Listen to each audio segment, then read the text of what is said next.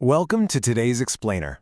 Okay, let's dive right into this because we're looking at a massive paradigm shift happening literally right in front of us.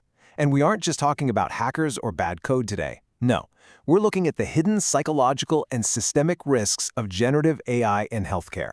So, whether you're a healthcare pro, an administrator, or honestly just someone fascinated by this crazy collision of cutting-edge tech and medicine, the stakes absolutely couldn't be higher.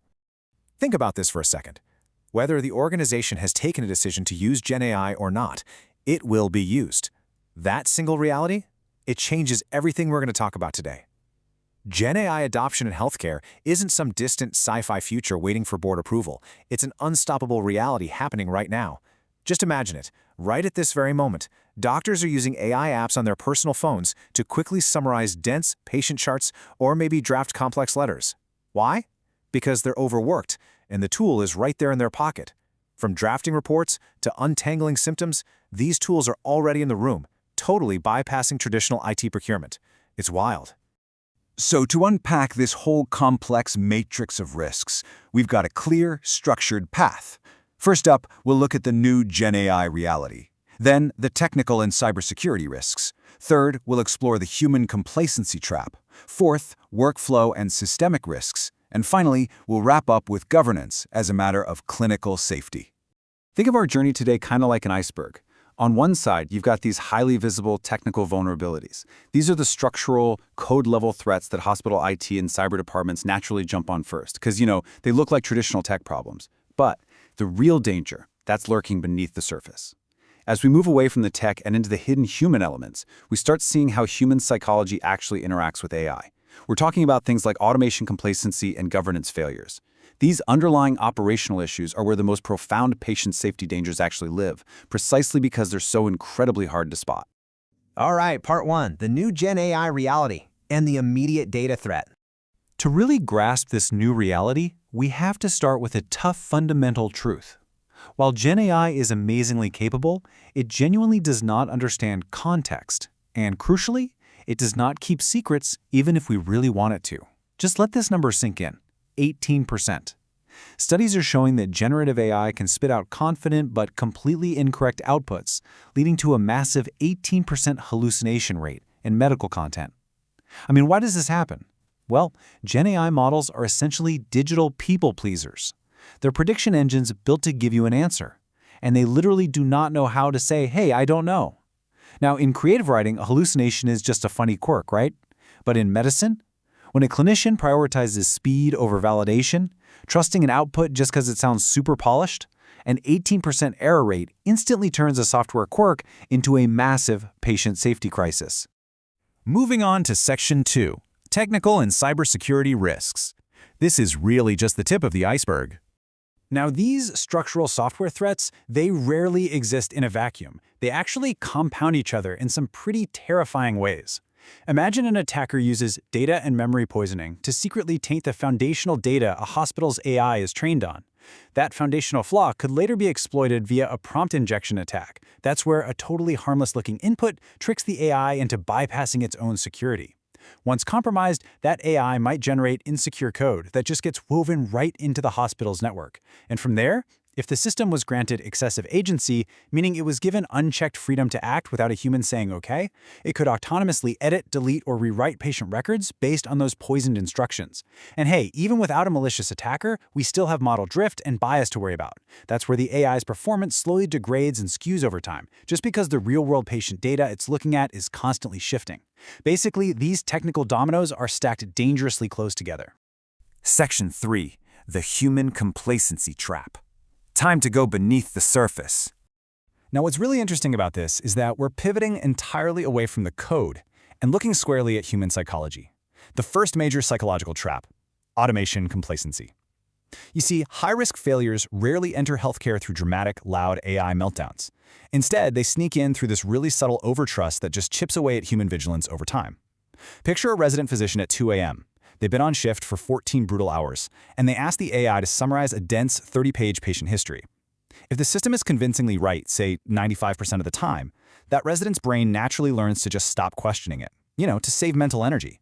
But that slow loss of questioning before an output becomes part of a permanent medical record, it's incredibly dangerous.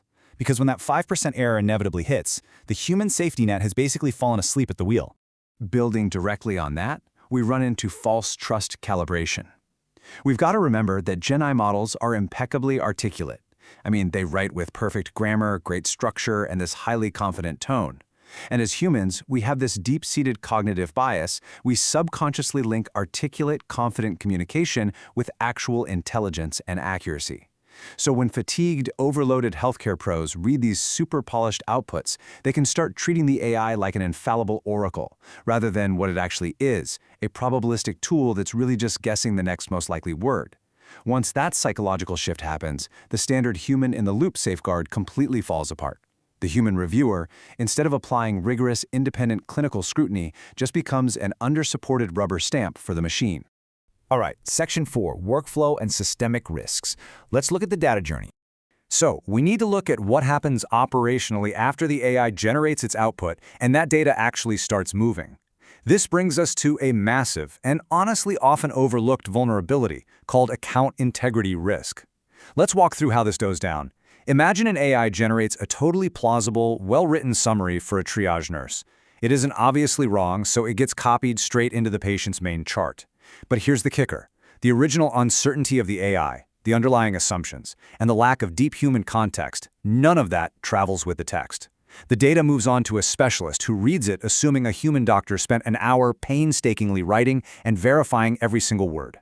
The data gets inherited and acted upon by other medical teams who have literally no idea how much of it was artificially generated. The true clinical picture of that patient ends up totally distorted by this crazy snowball effect of inherited assumptions. And as that data travels even further down the line, we face accountability drift, or sometimes it's called attribution collapse. Once AI outputs are deeply baked into routine clinical workflows, they pass through so many hands. An insight might start at an AI model, pass through a junior clinician, jump into a third-party vendor software system, and finally land on a surgeon's desk. At that point, no single person or team fully owns the final decision anymore. So think about this. When the AI, the clinician, and the software vendor are all involved in a critical misdiagnosis, who exactly does the hospital hold accountable? Distinguishing whether a failure came from a hallucinating model, a human error, or just environmental pressure becomes an absolute logistical nightmare. Post-deployment oversight essentially just collapses under the weight of all this shared responsibility. And finally, Section 5, Governance as Clinical Safety, the necessary pivot. So how in the world do institutions respond to this compounding web of technical and human risks? Well, first, they've got to tackle shadow AI. This is what happens when staff use unapproved Gen AI tools without any institutional oversight whatsoever, which creates massive security blind spots and risks exposing highly sensitive patient files to public servers. But here's the absolutely crucial point to understand. A clinician using a free AI chatbot in a hospital without guidance? That's not just an individual user making a mistake. It is a profound organizational governance failure. And here is the wild paradox we really have to recognize. This specific risk actually thrives under strict prohibition. We've really got to compare these two paradigms, prohibition versus teach and oversee. The software development world actually already ran this exact experiment. When tech companies tried to simply ban AI coding tools, engineers just used them anyway on their personal devices, driving the whole practice entirely underground where it literally couldn't be monitored. Well, healthcare is at that exact same inflection point right now, just with much, much higher stakes. Most of the risks we've talked about actually get worse, not better, if you just ban things. The medical field has to pivot. Institutions need to actively teach their professionals what these tools can and absolutely cannot do. They need to establish clear frameworks, like mandating AI-assisted tags on digital health records so the next doctor down the line knows exactly what they're reading. And they must provide proper, supportive oversight instead of just hiding behind firewalls and outright bans. Which brings us to the core takeaway of this entire explainer. Managing AI in healthcare is no longer just about stopping hackers at the network perimeter or, writing some dry IT policy manual, because generative AI is gonna be used by staff regardless of the rules. Governance is fundamentally a clinical safety issue, full stop. It's about proactively protecting our medical workflows from compounding technical flaws, and, maybe even more importantly, protecting ourselves from our own psychological blind spots. We have to create systems that account for human fatigue and the incredibly seductive nature of confident machines. I want to leave you with one final kind of provocative thought to chew on today. As you navigate the integration of AI in your own fields and institutions, ask yourself, can your organization still tell what was originally said by a patient, what was inferred by a human doctor, and what was completely AI-generated once that data has traveled through your system? It's an incredibly tough question, but answering it is the absolute key to maintaining trust in the age of AI. Thank you so much for joining me for this explainer, and I really hope this gives you a powerful new framework for understanding the true high stakes of Gen AI.